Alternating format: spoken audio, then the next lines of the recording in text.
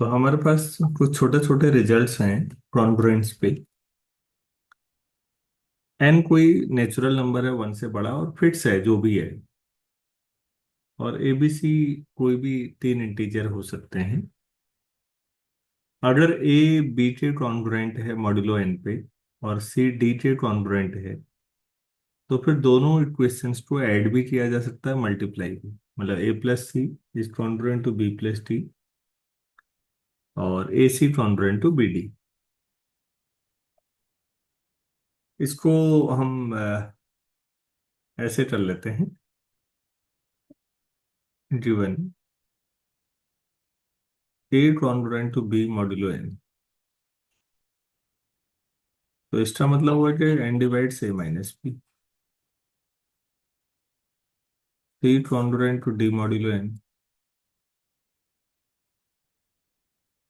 तो इसका मतलब हुआ N divides C minus D. So N divides A minus B plus C minus D. N अगर दोनों को डिवाइड करता है तो दोनों के लीनियर कॉम्बिनेशन को भी करेगा। तो N divides A plus C minus times B plus D. और मेरे ख्याल से पर्याप्त है बताने के लिए कि A plus C is congruent to B plus D model. तो प्रूफ करने में कुछ है नहीं ऐसा, लेकिन यूज समझिएगा कि दो कॉन्ग्रुएंट्स अगर सेम मॉड्यूलो एन पर है तो आप सीधे सीधे ऐड कर सकते हैं। इतना क्लियर हुआ आप लोगों को? Yes sir. ठीक। दूसरे में देखिएगा, दूसरा कैसे करें। यहां से आप इसे लिख सकते हैं A minus B equal to some lambda one into N, और इसको लिख सकते हैं C minus T equal to some lambda two into N. Lambda one lambda two कोई इंटीजर होंगे, हम ऐसा लिख सकते हैं।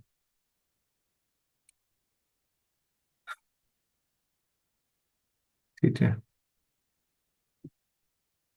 तो अब हमें AC प्रूफ करना है, तो AC होगा कितना? A का मतलब हुआ B plus lambda one into N, और C का मतलब हुआ D plus lambda two into n. तो आप इसे BD plus n time something लिख सकते हैं। जरा देखिए तो क्या क्या लिख सकते हैं। मल्टीप्लाई करेंगे BD तो आएगा ही आएगा। एन कॉमन लेंगे, lambda one D plus lambda one lambda two, और एक एन कॉमन आया है, एक बचेगा। Lambda two B. Lambda two B, तीन ही टर्म आएंगी ना? Yes sir. बस हो गया फिर ये भी। AC minus B D equal to n time something. N right side को डिवाइड करता है तो एन लेफ्ट साइड को भी डिवाइड करेगा। AC minus B D, this implies AC is congruent to BD model.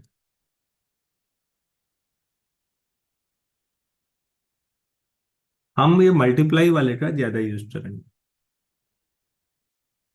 कि अगर सेम मॉड्यूलो एन पर दो इक्वेशन हैं आप डायरेक्टली मल्टीप्लाई कर सकते हैं, लेफ्ट को लेफ्ट के साथ, राइट को राइट के साथ। ठीक है। तो इसका ये भी तो मतलब हुआ कि अगर A congruent to B modulo N है और दोबारा भी A congruent to B modulo N ही हुआ, तो ये लिख तो सकते ही। CD लिखना जरूरी थोड़ी है। तो A square congruent to B square modulo N होगा। मतलब ये नोट करके लिखा जा सकता है। और फिर इतना ही क्यों लिखे, तीन बार भी कर सकते हैं फिर इसे। तो क्या समझ में आया? सर ए की पावर के। A congruent to B modulo N है, तो PMI से आप सोचिए, ए की power k is congruent to B टी पावर के मॉड्यूलो एन लिख सकते हैं। के कोई नेचुरल नंबर।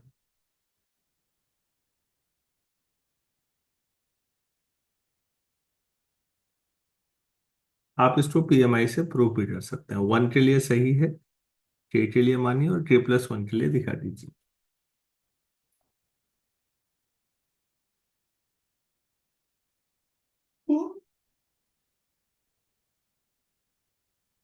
किसी बच्चे को यहां तक कोई दिक्कत है इस वाले रूल में जो मल्टीप्लाई वाला है, तो बोलिए जब भी।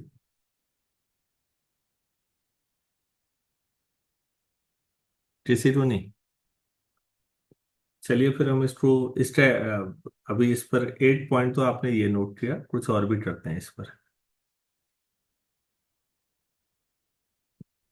दूसरा पॉइंट दीजिएगा प्लीज।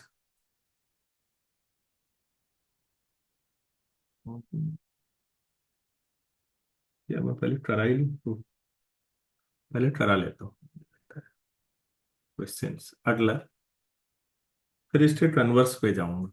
अभी जो मैंने कराया था, सवाल ये उठेगा कि अगर A square is congruent to B square modulo N है, तो क्या इसका मतलब A congruent to B modulo N भी होगा? तो ये गलत आता है। वन वे ट्रैफिक की तरह था पिछला वाला रिजल्ट। अगर ए कॉन्ग्रुएंट बी है मॉड्यूलो एन, तो फिर ए की कोई भी पावर ले लीजिए, वो बी की पावर के मॉड्यूलो एन पर बराबर होगा। लेकिन उल्टा नहीं है ये, जो पीछे वाले पेज में किया था। इंपॉर्टेंट यही बात थी भी जो मैं कहना चाह रहा था, कि ये वन वे ट्रैफिक है।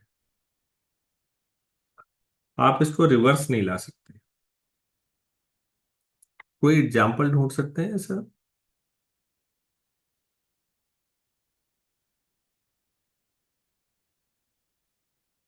मैं इसमें एक्सरसाइज में था कहीं ऐसा सवाल मेरे ख्याल से।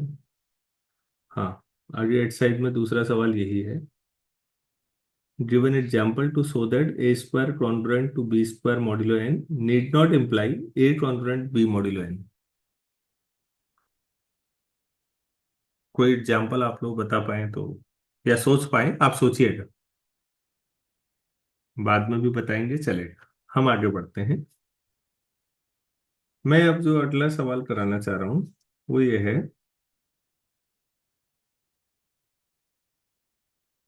If A congruent to B modulo N है कभी,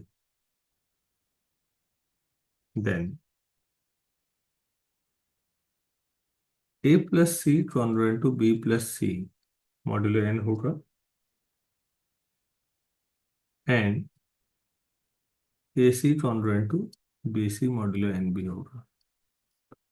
मतलब अगर ए बी के कॉन्ग्रुएंट है तो कोई भी आप इंटीजर ले लीजिए सी, कोई भी, आप उसको ए और बी में दोनों साइड जोड़ें या दोनों साइड मल्टीप्लाई करें, कोई फर्क नहीं पड़ता। इसको पहले प्रूफ कर लेते हैं। सर हाँ जी। सर इसका एग्जांपल हो जाएगा ये ए स्क्वायर अच्छा और एक और बोलो बेटा। 16 बढ़िया बढ़िया बोलो। 16 कॉन्ग्रुएंट मॉडुलो 9 मॉड 7। हाँ, लेफ्ट साइड क्या बोला? Sir 16 congruent modulo module 9 7। 7 पर 7 से डिवाइड कर दो भाई, 2 आएगा ना? ना सर यहाँ पे 9 आएगा, 16 कॉन्ग्रुएंट मॉडुलो 9। 9। Yes sir. हाँ लेकिन ठीक। सर ये 4 4 और 3 पे नहीं हो रहा। हाँ मतलब ठीक हो गया। 4 square is congruent to 3 square modulo 7। ठीक ही है भाई, इन दोनों का डिफरेंस तो 7 डिवाइड करना चाहिए। क्या 4 कॉन्ग्रुएंट टू 3 मॉड्यूलो 7 हो सकता है? नहीं हो सकता। नहीं सर। हाँ बहुत बढ़िया। और भी कोई सोचिएगा आप लोग, बाकी कोई और स्टूडेंट भी, तो आपने एक बड़ा अच्छा रिजल्ट सीखा कि अगर ए कॉन्ग्रुएंट बी है मॉड्यूलो एन पर, तो ए की कोई भी पावर ले लो, वो बी की पावर के कॉन्ग्रुएंट होगी। लेकिन इसका कन्वर्स सही नहीं है, और कन्वर्स में एक छोटा एग्जाम्पल हो गया। बहुत ही बढ़िया। ठीक, ऐसे ही कन्वर्स की जरूरत हमें अभी और पड़ने वाली है। पहले एक वन वे ट्रैफिक देखिए। अब जो हम करने जा रहे हैं उसको समझिएगा कि अगर ए बी के कॉन्ग्रुएंट है मॉड्यूलो एन पर, तो कोई भी इंटीजर सी ले लीजिए, वो चाहे आप दोनों साइड जोड़ें या दोनों साइड मल्टीप्लाई करें, कोई फर्क नहीं पड़ने वाला है। ठीक है, तो ये बहुत आसान है। ए कॉन्ग्रुएंट बी आपको गिवन है modulo N. This implies N divides A minus B. This implies N divides A plus C minus B plus C. दोनों में सी जोड़ भी दो घटा दो, क्या फर्क पड़ता है। तो हो गया A plus C is congruent to B plus C mod N. कुछ करने को है ही नहीं, प्रूफ हो गया। इसी में नहीं, यहीं से ले आओ। N divides A minus B, तो N divides A minus B into C. तो ये अपने आप ही हो गया A C is congruent to B C modulo N.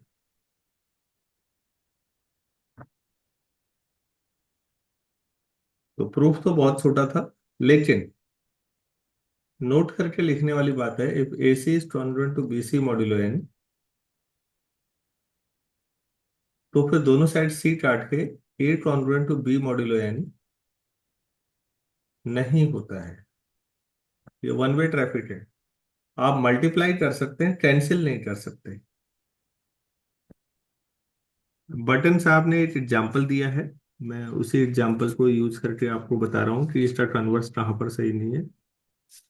जब ये एग्जांपल दिख ही दिया है मुझे, तो यही कर लेते हैं।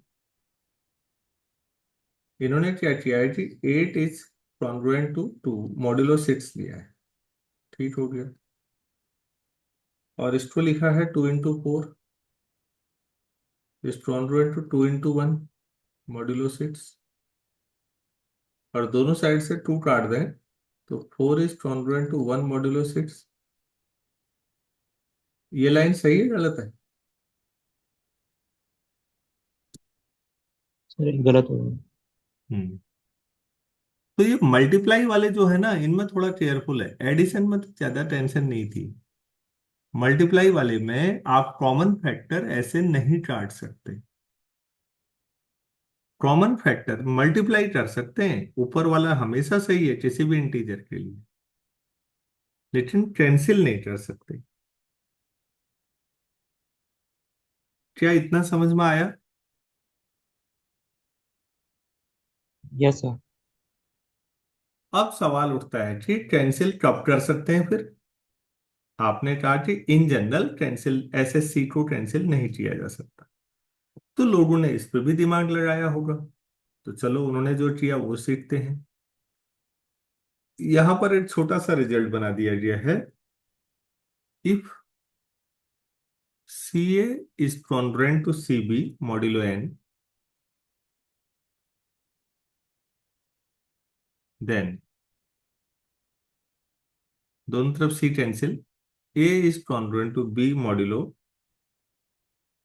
एन बाई डी, वेर अब डी क्या है ये बताना पड़ेगा हमें। डी जो है GCD of C N N. C N,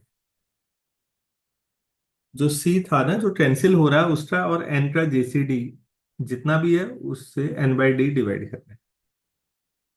पहले प्रूफ करते, फिर इसके एप्लीकेशन बहुत शानदार है।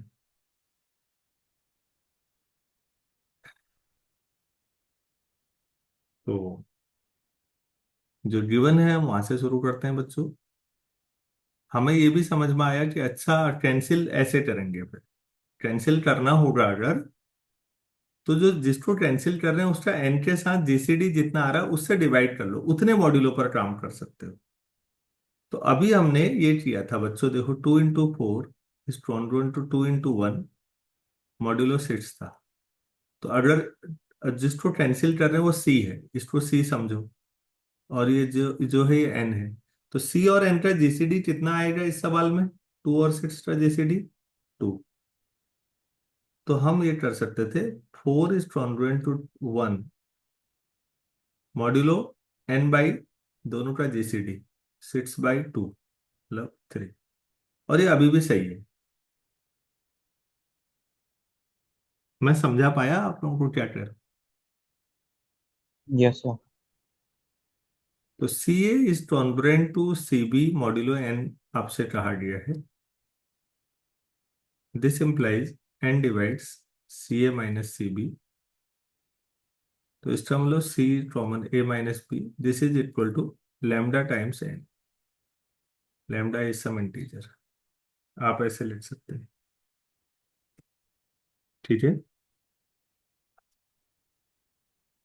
अच्छा, अब आपको जीसीडी ऑफ सी एन चाहिए। Let GCD of C and N equal to D.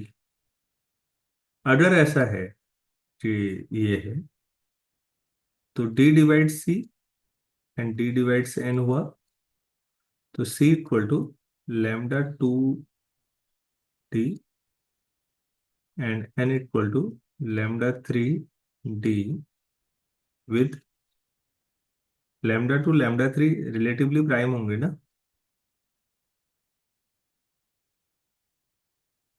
अरे भाई यही तो होता है यस सर। जीसीडी में। अगर उनमें भी कुछ कॉमन आ जाएगा तो जीसीडी कहाँ बचा। अब वन में रख देते हैं इनको। तो सी की जो रख लीजिए lambda two D A minus B equal to lambda, और एन की जो है लैम्डा थ्री डी। तो डी से डी कैंसिल हो जाएगा, तो हमारे पास ये हो जाएगा lambda two times A minus B equal to lambda lambda three. Hmm. Sir खाली सी को रिप्लेस करें तो। हम्म। सी की जो लैम्डा टू डी और एन की जो लैम्डा थ्री डी वो ठीक है। एन।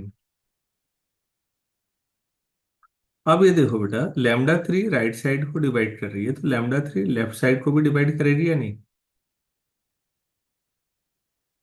Yes sir. और लैम्डा थ्री लैम्डा टू को डिवाइड नहीं कर सकता, ये देखो। तो लैम्डा थ्री किसको डिवाइड करेगा। A minus B. As lambda three can not divide lambda two, तो इसको करेगा। तो फिर ए माइनस बी, तो ए कॉन्ग्रुएंट टू क्या आ जाएगा, modulo lambda three. Yes sir. Lambda three क्या हुआ यहाँ से, n by D. A congruent to B modulo N by D. Proof हो गया। Yes sir. तो ये हमने प्रूफ कर दिया, बहुत आसान प्रूफ था, कुछ था नहीं उसमें करने के लिए ज्यादा। जीसीडी का कंसेप्ट लगा दिया और हमने कर लिया। तो एक बात बताइए, इसमें नोट करके मैं यहां पर कर देता हूं। If GCD of C and N one होता, then C A congruent to C B modulo N implies A congruent to B modulo N भी रहेगा या नहीं। सबसे ऊपर वाली लाइन में से यही कंक्लूजन निकाल रहा हूं। अगर ये जीसीडी वन हो गया, डी सी और एन रिलेटिवली प्राइम हो गए, तो उनका जीसीडी वन हो जाएगा। तो उस सिचुएशन में सी को डायरेक्ट कैंसिल किया जा सकता है ना फिर। Yes sir. हम्म। तो हमारे जो पीछे वाले पेज में हम कर रहे थे यहाँ पर, उसमें दोनों साइड क्या कैंसिल कर रहे थे हम, यहाँ पर सोचो। टू, क्या टू और सिक्स आपस में रिलेटिवली प्राइम थे। नहीं सर। तब दिक्कत थी। तो इसको समझिएगा ध्यान से। कि जिसको कैंसिल किया जा रहा है उसका एन के साथ जीसीडी निकालिए और उस डी से एन को डिवाइड कर दीजिए, उतने मॉड्यूलों पर होगा। अगर हाँ रिलेटिवली प्राइम है तो बहुत अच्छी बात है, फिर तो कोई टेंशन ही नहीं।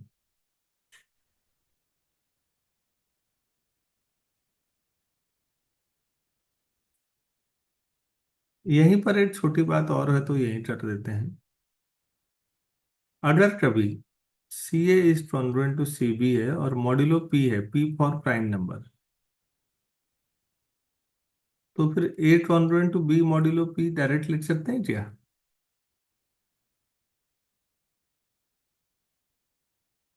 हाँ यस सर। क्यों? सर जीसीडी ऑफ कोई सा भी इंटीजर और प्राइम का वन ही वेरी होता गुड। है। हाँ बेटा, कोई भी प्राइम नंबर के साथ किसी का भी लोगे तो वो रिलेटिवली प्राइम ही होगा। तो अगर मॉड्यूलो जिस पे लिया जा रहा है वो प्राइम नंबर है ना, तो सी डायरेक्ट ही कैंसिल कर दीजिए, कोई दिक्कत नहीं। और अगर प्राइम नहीं है तो ऊपर वाला रिजल्ट याद रखिए। चलिए, हमने कई चीजें कर दी। अब इनके एप्लीकेशंस पे हम लोग बात करते हैं।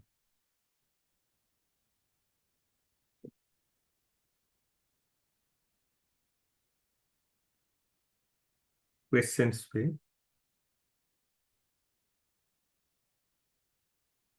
प्रूव दैट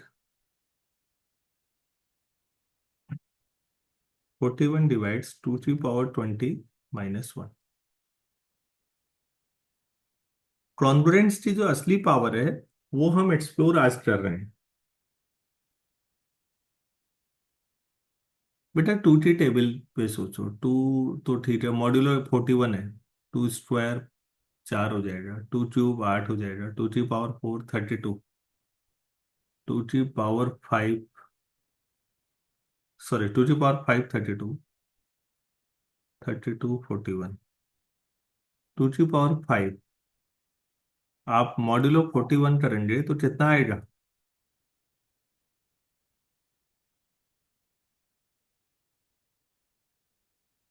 अरे भाई, रफ वर्क करते हैं। 41 से 32 को डिवाइड करेंगे तो -9 आ जाएगा। तो मैं इसे -9 लिख दूं, मतलब 9 ऐड कर देते तो पूरा पूरा डिवाइड हो जाता।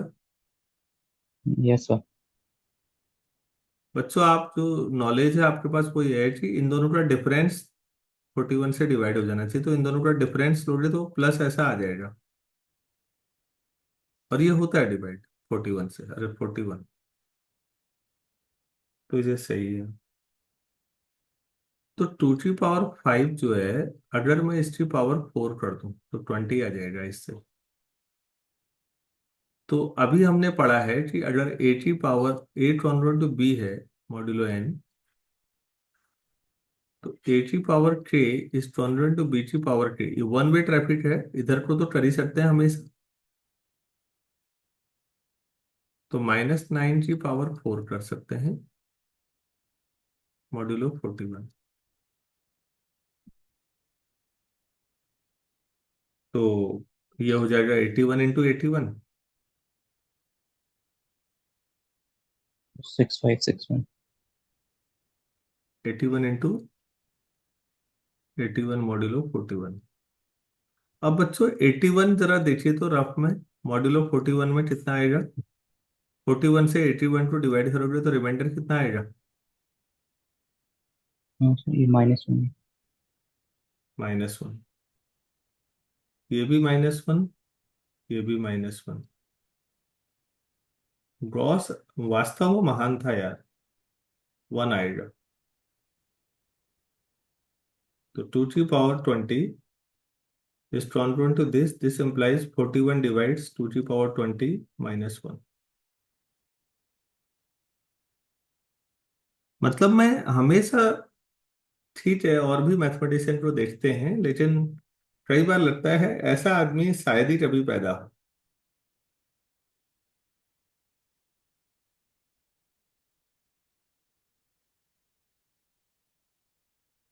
हम्म। बाकी लोग भी बताओ भाई, क्या आप लोग समझ पाए?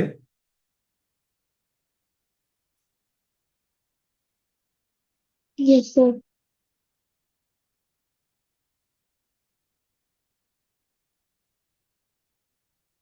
तो आप समझ पा रहे होंगे बेटा, 2 की पावर 20 वैसे हम करते एक आम आदमी के नजरिए से बहुत ही बड़ा नंबर आता, फिर हम परंपरागत डिवाइड करते। हमने थोड़ा सा सोचा और इसमें व्यावहारिक तौर पर हमने माइनस में इधर ले आए और चीजें आसान हो गई।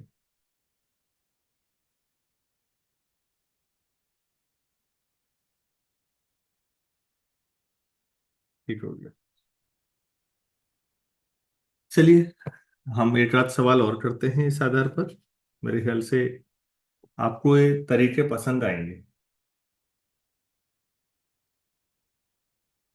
अगला सवाल लिखिए।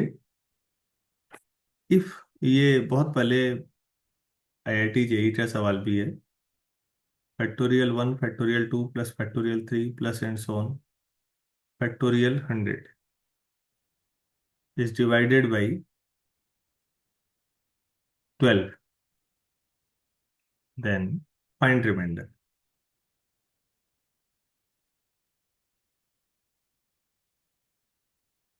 तो मैं जब जेई के लिए पढ़ाता था तो मैंने बच्चों को कॉन्ग्रुएंस सबको पढ़ा रखा था पहले से ही, फटाफट करो भाई।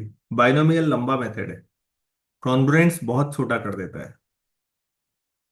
अच्छा बच्चों ये बताओ, फैक्टोरियल 1 मतलब 1 ही हुआ। अगर वो मॉड्यूलो 12 है, 12 से डिवाइड करना है, तो फिर क्या डिवाइड होना, 1 ही रहेगा। फैक्टोरियल 2 2 ही हुआ, तो कॉन्ग्रुएंस 2 आ जाएगा। फैक्टोरियल 3 6 आ गया, तो मॉड्यूलो 12 है भाई, तो रिमाइंडर 6 ही रहेगा, डिवाइड 0 बार होगा। फैक्टोरियल 4 कितना आ जाएगा, 24, तो कॉन्ग्रुएंस 0, मॉड्यूलो 12। क्या यहां तक समझ में आया आपको? यस स- सर। सभी लोगों को? अच्छा बच्चों अब ये बताओ, फैक्टोरियल 5 फैक्टोरियल 4 जो है 12 से डिवाइड हो रहा है।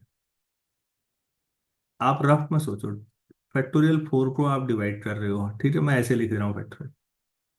तो मैं दोनों साइड, नहीं, इसको 5 से मल्टीप्लाई कर लूँ अभी भी कोई दिक्कत नहीं है। तो 12 डिवाइड्स फैक्टोरियल 5 भी हुआ या नहीं? Yes sir. 12 फैक्टोरियल 4 को डिवाइड करता है, और मैंने फैक्टोरियल 4 को 5 से मल्टीप्लाई किया। वो ऐसा ही है कि एन डिवाइड्स ए है, तो एन डिवाइड्स ए इंटू बी भी हुआ या नहीं हुआ? Yes sir. 12 फैक्टोरियल 5 को डिवाइड करेगा, अगर मैं उसको 6 से मल्टीप्लाई कर दूं तो 12 फैक्टोरियल 6 को भी डिवाइड करेगा या नहीं? Yes sir. तो मतलब फैक्टोरियल 5 अगर आप लिख रहे हैं, अब मैं सीधे यहीं पर ला रहा हूं बस, तब भी 0 आएगा। Yes sir. फैक्टोरियल 6 करूं जीरो। तो अब अगर कहीं तक भी लिखते रहो, आपने फैक्टोरियल 100 लिखा है, तो भी लॉजिकली क्या आएगा? Zero zero. 0 आएगा। क्या बाकी लोग समझ पाए इतना? Yes sir. तो बेटा हमने जो जोड़ने वाली प्रॉपर्टी लिखी थी ना, ट्रांग, एक मिनट, ये, या इससे पीछे वाला पेज कर लेते हैं। ये जो था ऐड वाला, इतना सोचो तो, ये 2 का इंडक्शन से 3 4 5 100 तक भी चले जाएगा। ए कॉन्ग्रुएंट बी है, सी कॉन्ग्रुएंट डी है, और मॉड्यूलो तो सेम ही है n, तो दोनों को जोड़ सकते हैं। उस आधार पर सबको जोड़ेंगे तो लेफ्ट साइड क्या आएगा? Factorial 1 plus factorial 2 plus factorial 3 plus factorial 100। इस कॉन्ग्रुएंट तो राइट साइड भी जोड़ो, कितना आ सर जाएगा? नाइन।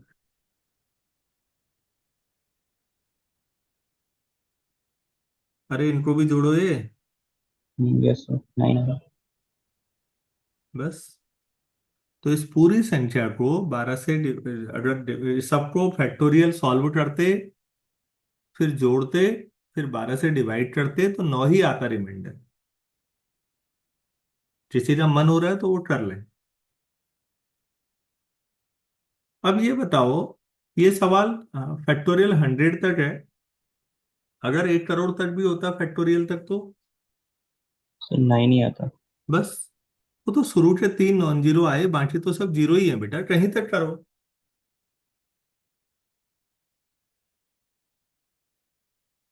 अच्छा, किसी सवाल में ऐसा हो सकता है कि आपने लेफ्ट साइड में सारे एक्सप्रेशन लिखे और राइट साइड में मॉड्यूलो 12 था, और यहाँ 19 आ जाता, माना माना शुरू में, कोई दिक्कत नहीं है। 12 से फिर 19 को फिर डिवाइड कर लो, कितना आ जाएगा? 7। 7 आ जाएगा। मतलब गॉस ने चीजें इतनी आसान बना रखी हैं।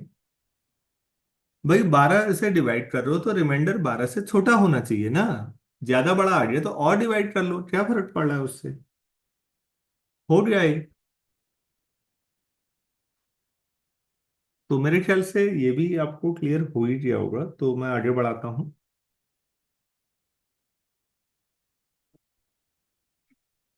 Yes sir. चलिए हम क्वेश्चंस पे थोड़ा सा बातचीत कर लेते हैं।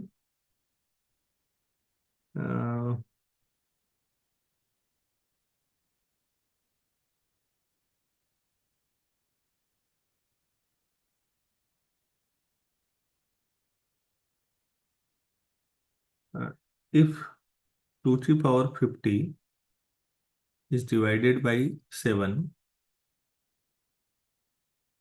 find remainder।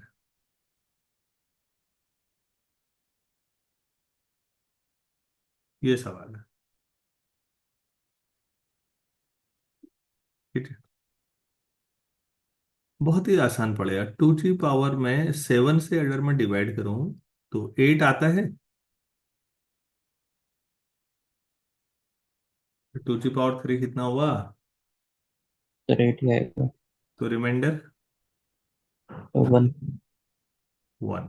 अब मुझे लाना 50, तो दोनों साइड पावर कितनी कर दूं? 16। ऐसा कर सकता हूँ क्या? Yes sir. मॉड 7, दोनों साइड पावर 16, तो 2 की पावर हो गया 48। 1 की पावर 16 तो 1 ही हुआ। अच्छा, 2 की पावर 2 कितना हुआ? Congruent to modulo 7। 4। 4। दोनों को मल्टीप्लाई करो तो 2 की पावर 50 और हो गया। तो 2 की पावर 50 को अगर मैं 7 से डिवाइड करूं तो रिमाइंडर 4 आएगा।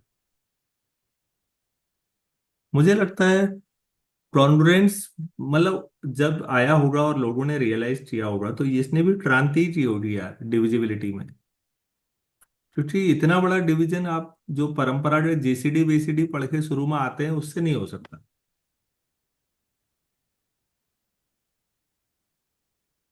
एक और सवाल करते हैं। 2 की पावर 50 की जगह पर 41 की पावर 65 कर लो। 41 की पावर 65। ठीक। तो 41 को अगर मॉड्यूलो 7 करेंगे तो कितना आएगा रिमाइंडर? मैं रफ में दिखाता हूँ, वैसे 41 होगा, -6 टाइम्स तो 42 आ जाएगा, -1। -1 कर दूं? हमें यहाँ छोटे से छोटा लाना होता है प्रैक्टिकली। आप कहेंगे आप ही ने तो कहा था रिमाइंडर नेगेटिव नहीं होना चाहिए।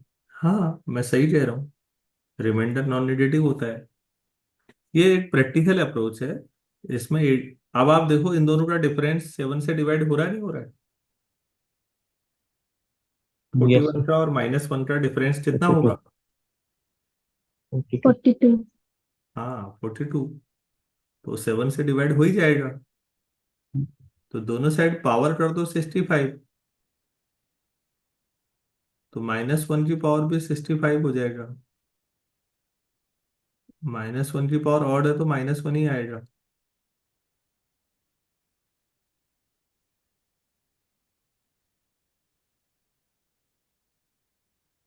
तो इससे कोई फर्क नहीं पड़ता, आप 7 जोड़ दो इसमें -1 में तो 6 आ जाएगा। 6 रिमाइंडर है।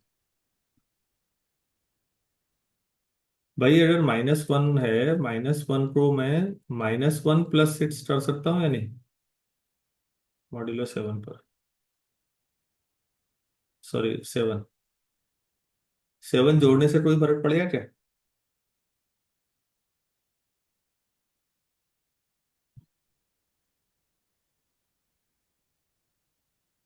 बेटा -1 था ना।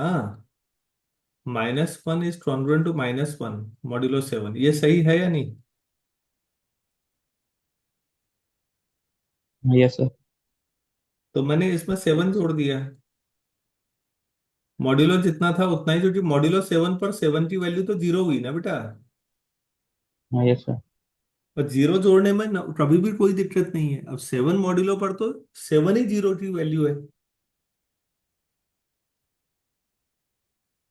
और ये 6 हो जाएगा वो। अब डिविजिबिलिटी के रूल के हिसाब से भी समझिए आप।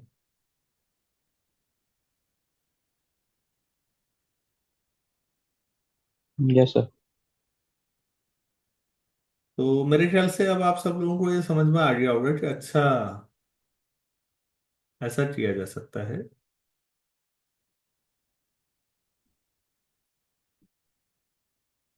अगर ये 65 की जो है 66 होता तो पावर में। सर 1 ही रिमाइंडर आता है। आपका रिमाइंडर 1 आया था। भाई इतना ही समझना है यार। तो थोड़ा सा अगर आप मॉड्यूलो पे इस पे काम कर लेना, तो आपको मजा आएगा कि अच्छा, ये तो बहुत आसान हो रहा है, ये बहुत टफ नहीं है, और बहुत व्यावहारिक चीज है।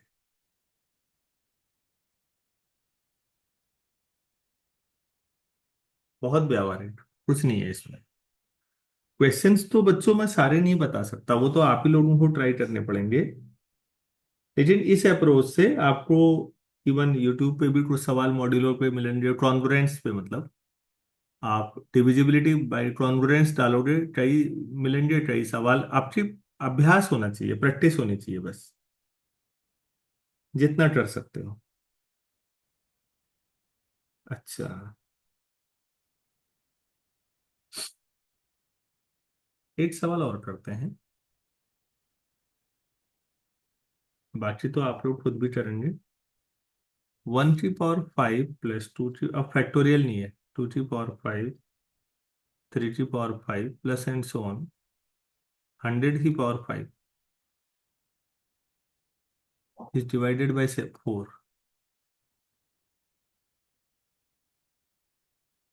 Find reminder. लैंग्वेज पूरा बना लेना, रिमाइंडर बताओ क्या है। तो पिछली बार जब मैंने पढ़ाया था तो मेरे खुद समझ में नहीं आया कि इसको कैसे करें। एक स्टूडेंट ने ही बताया कि सर ऐसे करते हैं। मतलब क्लास में बहुत देर चर्चा होती रही, मुझे भी नहीं आ रहा था, और मैं उसका आभारी हूँ, उसने मुझे बताया कि इसको ऐसे करें। तो अब मुझे याद है, इसलिए अभी मैं बता ही देता हूँ, या छोड़ दूं आपके लिए।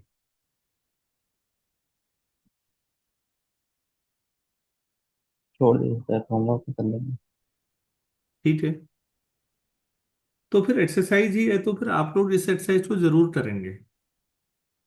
क्योंकि जो नेक्स्ट है फिर वो स्पेशल डिविजिबिलिटी टेस्ट वाली एक्सरसाइज है। हम लोग बचपन से पढ़ते हैं कि अगर किसी नंबर को 3 से चेक करना है डिविजिबल है या नहीं, तो नंबर, वो डिजिट्स का सम अगर डिवाइड हो रहा है तो नंबर भी होगा। ऐसा 3 के लिए भी होता है, ऐसा 9 के लिए भी होता है। ऐसा कैसे होता होगा? डिविजिबिलिटी के जो डिफरेंट टेस्ट हैं उनके प्रूफ पढ़ेंगे अगले में। लेकिन ये वाली एक्सरसाइज जो है, ये आप लोग खुद ट्राई करेंगे फिर, जितना हो सकता है। जितना नहीं होगा इसको लेकिन करिए ईमानदारी से। सवाल इसमें से कुछ ना कुछ 100% आना है। अब वो थ्योरी वाला आए या न्यूमेरिकल। चलिए आज इतना ही करते हैं।